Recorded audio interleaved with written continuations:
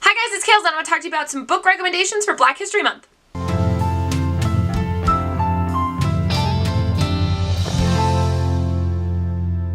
So it's Black History Month and I have 7 books here that I want to recommend to you guys that are written by authors of color for Black History Month, and I think they're really good and I think you should read them, so that's why I'm going to recommend them to you. So here goes nothing. The first one I'm going to recommend I've talked about recently on my January wrap-up and I've talked about on our episode of YWYA, and that's Solo by Kwame Alexander. This was an amazing book. I really enjoyed it. It's about a young boy whose father is a rock star, and it's all written in verse because he's a songwriter, and he finds out he's adopted, and it sort of changes his whole perspective and changes his relationship with his father, which is just a fascinating dynamic to all of it.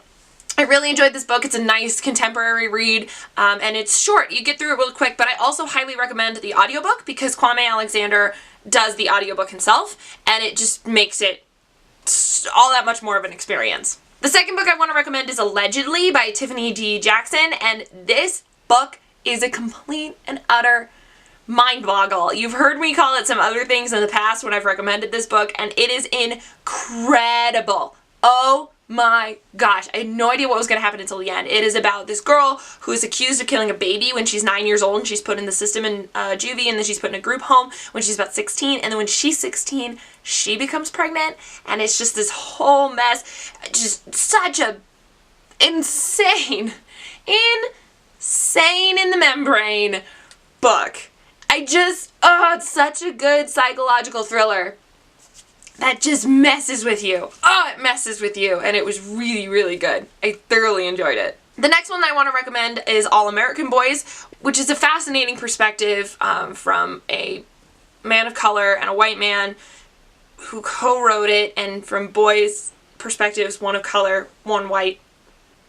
And it's just interesting, but I loved it because I learned a lot, and it was so heartfelt, and I loved that these two boys' stories were not told intersect, they were told parallel, and then at the end they came together in a really, really special way. It was an excellent book. I thoroughly enjoyed it, and I highly recommend it. Okay, now this one is going to seem obvious, you guys, but I have to put The Hate U Give on here by Angie Thomas because this book is incredible. It just has taken the world by storm, and I'm so happy. I love this book so much, and it is an incredible piece of literature. You know, it's about Star, who witnesses her very good friend get shot down by a white police officer. And it's about her consequences of that, the consequences of society and her neighborhood. What I love the most is that it's well-written, well-rounded characters and storyline, and there's so many facets of Star's life that are just centered around her. You know what I mean? She's not just a vehicle for change. She's not just some lovey-dovey teenager. She's a complete person, and you see that just fly off the page, and it's such a good book that does that. So good. Next, I'm going to say Born a Crime by Trevor Noah, which I thoroughly enjoyed. So for those of you nonfiction fans out there who might not want a YA read, I would give you Born a Crime. It's a hilarious, heartfelt book, okay? Trevor Noah cannot get through his book without making a couple of self-deprecating jokes or a couple of racist jokes, and the whole thing is just fascinating and insightful because this concept that Trevor, from the moment he was born, was a crime. You know, he was not allowed because his father is white and his mother is black. Like, in South Africa, that's incredible to me. And the fact that he struggled with the fact that, yeah, he is black, but he's a lighter skin black, and so people would still call him whitey, and he got away with some things, and it's just interesting to me, and it's so well told. He lays it out beautifully, and it's also a really interesting examination on faith, and his relationship with his mother is so well portrayed. It's something I really highly recommend to anyone, whether you love Trevor Noah's Daily Show or not. I think it's still a great book. Oh God, it was a great memoir. It's really well written, well done. Then I'm going to mention The Sun is Also a Star by Nicola Yoon, which I really enjoyed. I liked it so much better than Everything.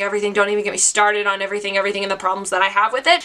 I'll give you The Sun is about this young girl whose family is going to be deported, and this young boy whose family's pressuring him to go to school and do things, pursue jobs that he doesn't want to pursue. They meet one day in New York City, and the two of them hit it off. It's like instantaneous. And what I love is that this book literally takes place over the course of like maybe 24 hours or so, maybe 48. And it's all these different perspectives and interweaving stories. And she takes time to just mention people that they affect briefly, even for the blink, even for a blink, they mention them. And it, oh gosh, it's just a great book about humanity in general. I really enjoyed that one too. Finally, the last one I'm going to mention is a collection of short stories called Before You Suffocate Your Own Fool Self by Danielle Evans, and I read this book back in college, and it has always stayed with me. It was this buddy read that we did with a high school, while it was a college English class and a high school English class, and we had the author come, and she was fascinating, and it was such a great collection of short stories, all told from people with color, different ages, different locations in the United States, and different backgrounds and stories. And I just thought it was such a fascinating examination, again, on humanity, and from a perspective that I will never be able to have. It's something I learned a lot from, and it's not necessarily the most popular or the most hyped book, but I don't really care. It has stuck with me for a really long time, and that's why whenever I want to mention collections of short stories, I always throw that one on there. And so for this one, for Black History Month, it's something that I definitely think that should have more attention drawn to it, and people should definitely read it. So yeah, those are my recommendations for Black History Month, written by Own Voices authors. I would love to hear any of your recommendations. I would love to continue broadening my reading scope and just taking in the stories of others. It's one of my very favorite things about reading, and this is a great way to do it. So I'm sharing with you some stories that I love.